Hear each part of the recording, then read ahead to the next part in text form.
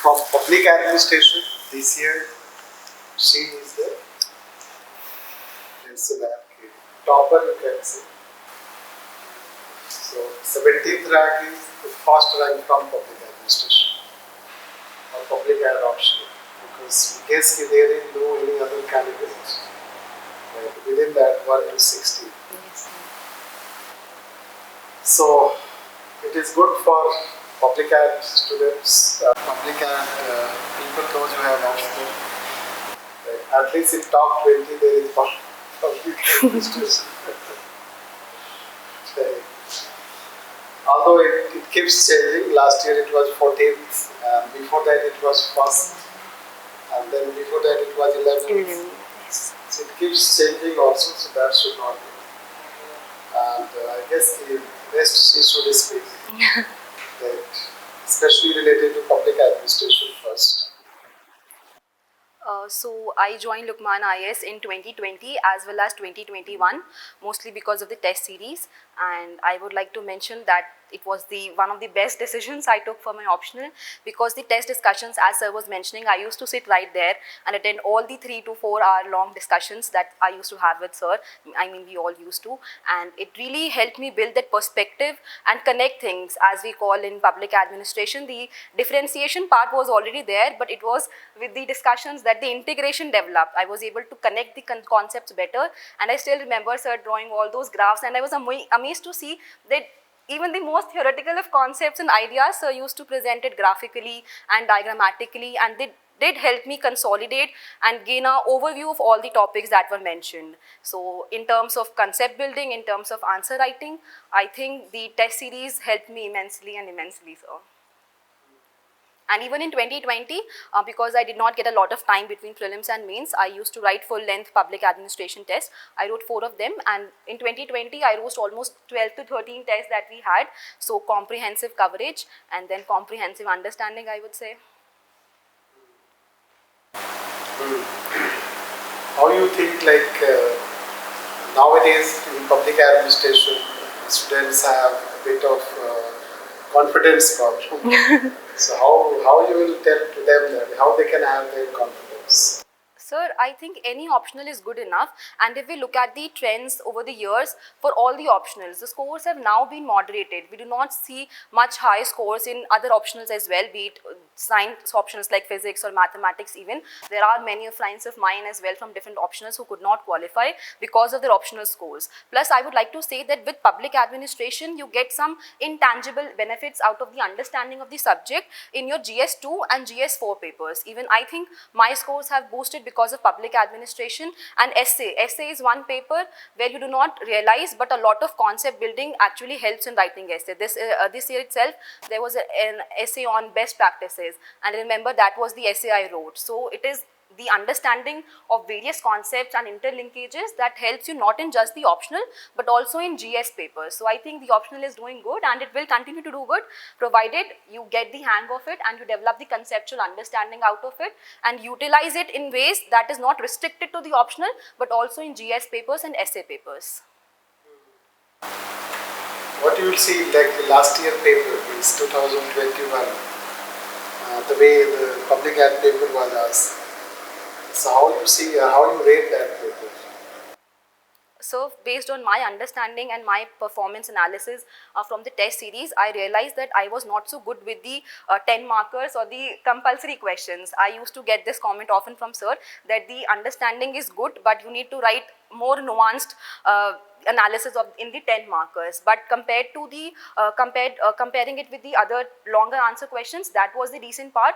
And even in 2021 paper, I think most of the questions from the it was only in the 10 markers that they asked a new concept, some new concepts like public service motivation. So I think the paper was balanced. You could pick out some questions that were helpful and that were discussed in class as well.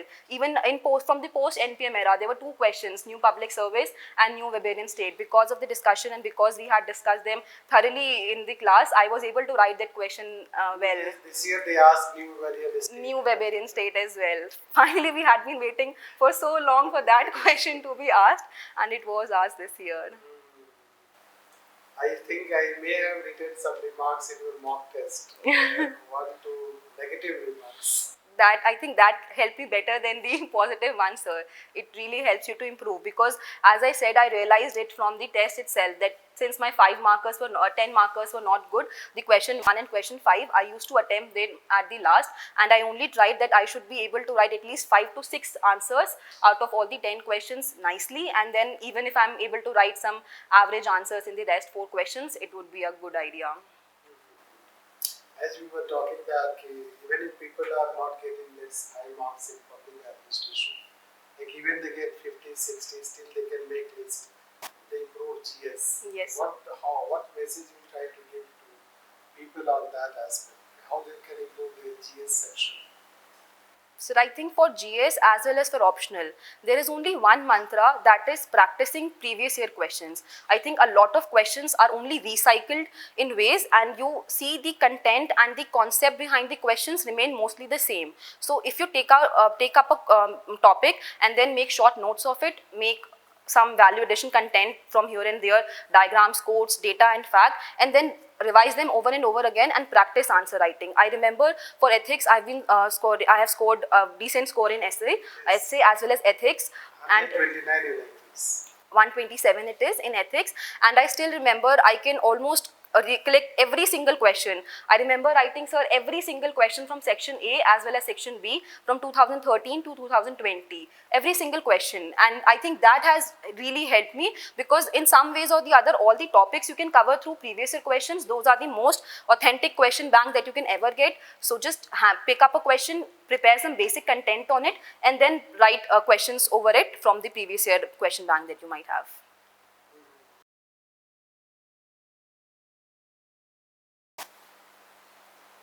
People, let's say basically those who are public adoption, don't you think unnecessarily they try to take excuse because of public administration?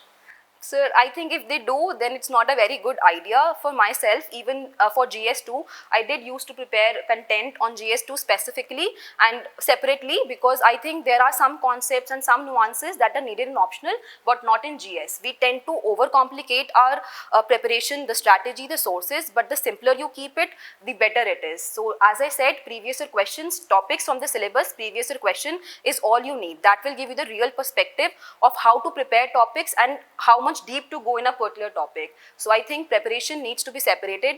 Public or administration should be no excuse. Rather, it should help you prepare better the other topics than the most of the other candidates. They have started. They are at the beginning stage. Okay. Now you are in, let's say that not end stage but gone out of the stage. Yes. So how you see your journey, such a long journey, and then how you try to tell them, like how they should guide their journey and what they should not do, basically, like something that you may have learned in such a long journey. So how they can, let's say that you get proper roadmap for themselves. I think to get that proper roadmap, you need to first identify your strengths, and for that you need to write tests and you need to practice, because only through analysis of your own performance you can find out your weaknesses and strengths. Then strengths you have to maintain throughout. My strength I would consider was answer writing. I was particularly good with essays, GS. Even during my test I used to score high marks, so that gave me a sense of confidence that yes, answer writing is something that I'm good with. So even with decent scores or average scores in some other areas like interview, my score was 165, but since GS scored 460, essay 138, and even in optional 260, so I think that helped me get this rank. So you need to identify and maintain and ensure that your strengths remain intact as you try to improve on your weaknesses, so that some areas you are able to outperform others, and most of the other areas you are able to do at least as good as others are doing. For that you need to write your test, you need to practice previous year questions and make short notes. I'm a notes making person to the core of it. I made multiple sets of notes, even between prelims and mains. I made another set of notes and I revised almost 3 to 4 times. Even on the day of examination, I used to revise entire GS syllabus before I went for the exam in 1.5 hours or so, because the notes were so crisp and because the facts and the diagrams, everything was so fresh in my memory, I was able to reproduce them in the exam within that time frame and complete all my papers from GS to public administration to essay. Everything I completed in time only because the notes were so crisp. I was able to revise and retain and also reproduce. Ethics with S. Ansari remains the best ever choice. Do you know that ethics paper is the only paper in general studies that pays more with less efforts. One can easily secure 130 to 140 marks. Lukmaan IAS is a well-established name since 2014 for ethics paper. We offer 3 types of courses: Ethics Foundation course, Ethics Case Studies, and Ethics Test Series. Since 2015, Lukmaan IAS students have maintained the records of securing the highest marks in this paper. So, why to wait? Contact us today for more information. Let's say some feel that public administration syllabus is a bit fast one, or they have to study let's too much. So is it like that? Sir, I don't think so. Compared to other optionals, the syllabus is very concise, and I think it is very relevant also. Plus, there is so much overlap with GS that you actually tend to enjoy learning it, and also it benefits you in other areas. So I think the syllabus is very well designed, and it's not at all that you cannot complete it. 3 to 4 months of classes or maybe dedicated study, and then 1-2 months of practicing, enriching your content. That should be enough for the optional. Any question? Yes, please. Whatever the SAR has been given the notes, we have the each and every one. A part of SAR has referred some standard books and equals books. By comparing how it will take a lot of time, how can I manage that? You need to be thorough with the class notes first.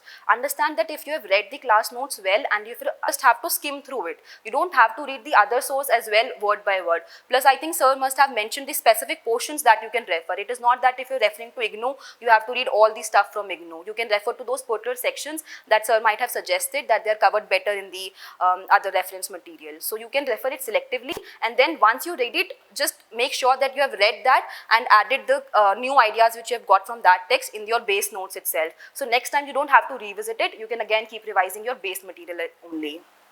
One more thing, the public administration option has been, how much percentage has been supported to 2 and 4 papers?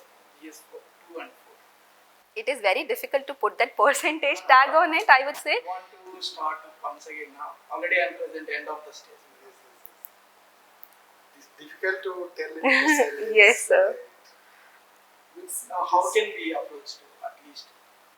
I think a lot of, if you look at the governance portion in GS2 paper, so you don't need to prepare it separately. I think even a bit of it, the entire portion can be covered from your optional notes, and I think you cover it better than the others because of the optional.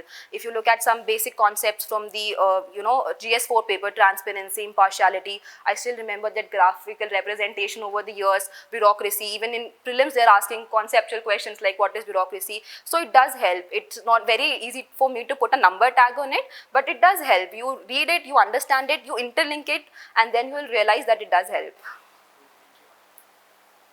Yes, any other question? No question.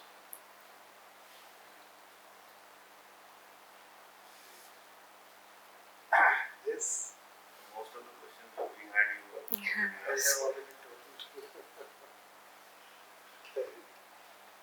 Now, let's take that GS and public administration combination as we are talking. So basically, it is just very nuanced question. Nowadays, people have this something in mind that how they should balance it. Like how much time they should give for optional, how much time they should give for GS.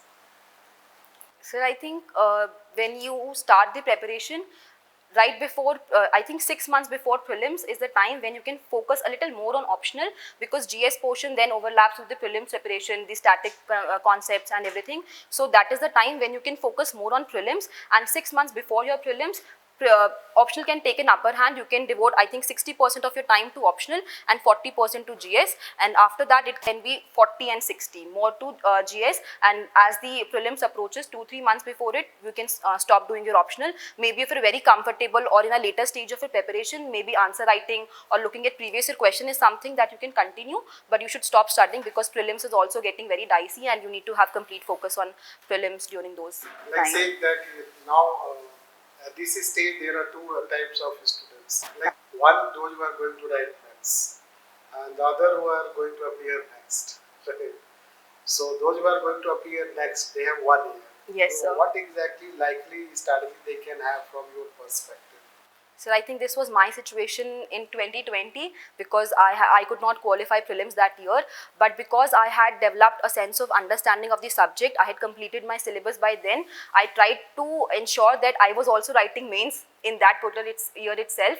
I refined my notes, I added the value addition content from the test series, the model answers, and I tried to comprehensively consolidate my notes in that during that time, and then do some little bit of answer writing practice, because this is the time you can actually completely devote for answer writing, because after that you will be in that prelims mode and you have to solve a lot of mock papers. So try to ensure that you make friends with people who are writing mains, and then you can collaborate, you can follow a test series schedule by yourself, try to cover those topics in that limited time, and ensure that you're ready for mains before you are ready for prelims, so that next prelims, the first opportunity you get to write mains is the last opportunity, and you just sail through it. Nowadays, this is also a dilemma by the students that suppose they are appearing in next year 2023, whether they should focus on GS means from the start, they should focus on optional first and then GS. So they should carry both together. So what strategy you followed in 2020 that year?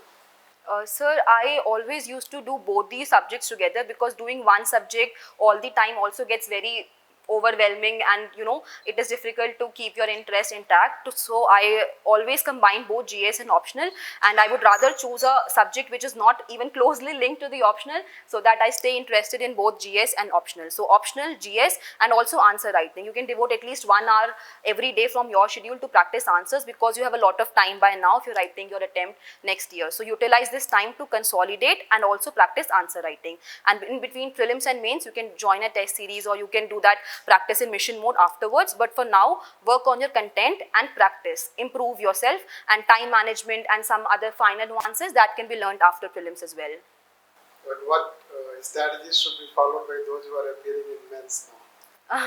So for them, the only mantra is revise and practice, because by the time I was writing my 2021 mains, I had consolidated most of my notes, and even in between prelims and mains, as I mentioned, I made another set of notes which I was able to revise at least 3 to 4 times for both my GS and optional, but they came from a set of notes that I had already prepared. So I did not spend a lot of time in searching for the content or actually writing it. I was just internalizing whatever I have been studying for so long, and then consolidated, revised, practiced. That was all I did for those 3 months.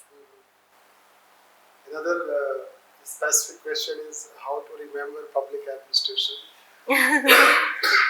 especially thinkers. Thinkers, terms, I guess they struggle.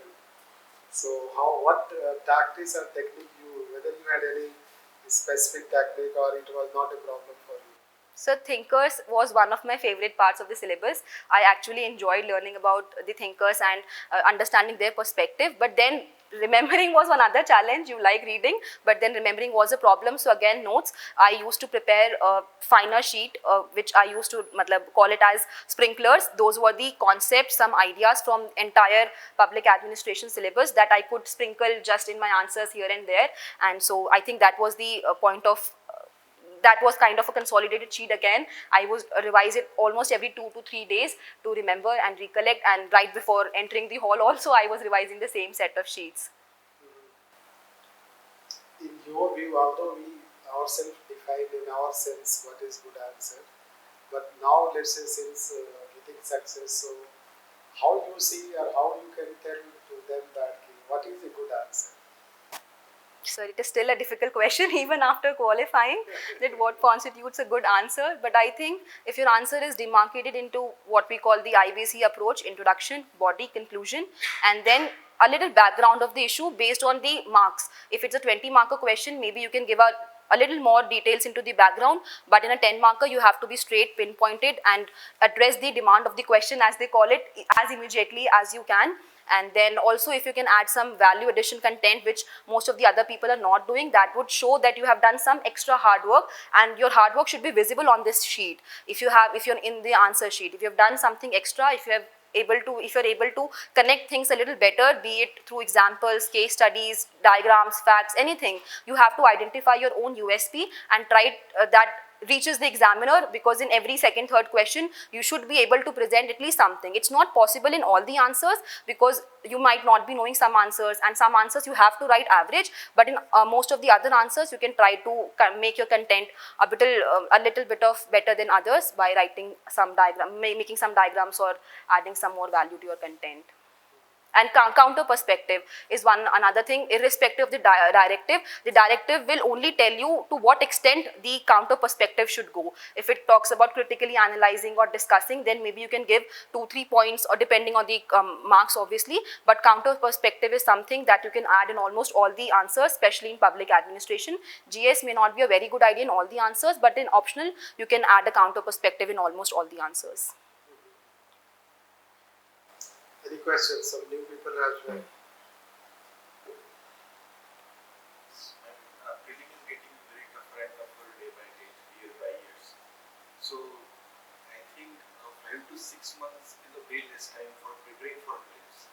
Those who want to prepare for prelims from now, from July itself to July itself, till December, even for 2-3 hours maybe.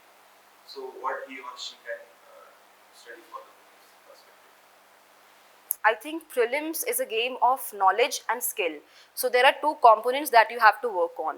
First is knowledge. The knowledge part will help you to answer those 40 to 45 questions depending on your ability and depending on the difficulty level of the question paper. Those 40 questions is something that you can do out of your knowledge. The second part is skill part. Now the skill, to what extent you have to use that skill in solving answers, that will depend on your accuracy again. You have to identify what is the number of questions that I need to attempt in the exam to be able to be in the safe zone. So knowledge and skill. If you think you are deficient on the knowledge part, first you have to ensure that the 40 questions that are directly being sourced from the standard sources, at least you are not able, you have to have around 95% accuracy in those questions. If there is a question coming straight out of Lakshmikant, you cannot miss that question. You have to answer it, and you have to answer it correctly. The rest part is knowledge, the skill part. The skill part you have to develop by practicing previous year questions. There are a lot of trends and lot of tricks, as they call it. They are not basically tricks. You just have to read the examiner's mind in what way the statement can be rephrased to make it wrong or right.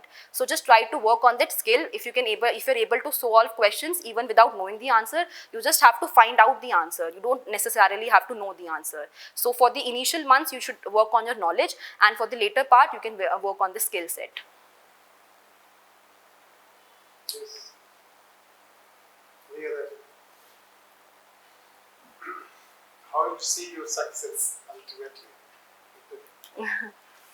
Sir, I think it is too soon to be saying that. I don't want to define my success in terms of clearing a competitive exam. I entered the service with a purpose, with a motive, and I will only consider myself successful once I reach that purpose. That is to cater to a larger audience and actually make an impact. I just don't want to be remembered as a topper who cleared with so and so rank and made it to the list. I want to be known as somebody who actually made a difference in the administration. Yes, we will now follow you. Yes. May God bless you, and Thank you so much, sir. You should be successful in making impact. Yes, sir. And that is also what we also tell, that becoming an IAS is one thing, and becoming a good human is another thing. And ultimately, let's become IAS to serve, Yes, sir. do something, and yes, one should be successful in that. And then we can say it is success. Yes, sir. So all the best. Thank you so much, sir. Thank you. Regarding current affairs. For prelims or mains? For prelims current affairs, I used to do it on a daily, monthly and yearly basis. For daily, I used to read newspaper, The Hindu. I stuck to it throughout my 3 years of preparation. And for monthly, you can follow any monthly compilation, current affairs, and yearly follow a compilation by another institute. So that if there are any gaps left, you can cover those up and work on those finer nuances if there are gaps in the preparation.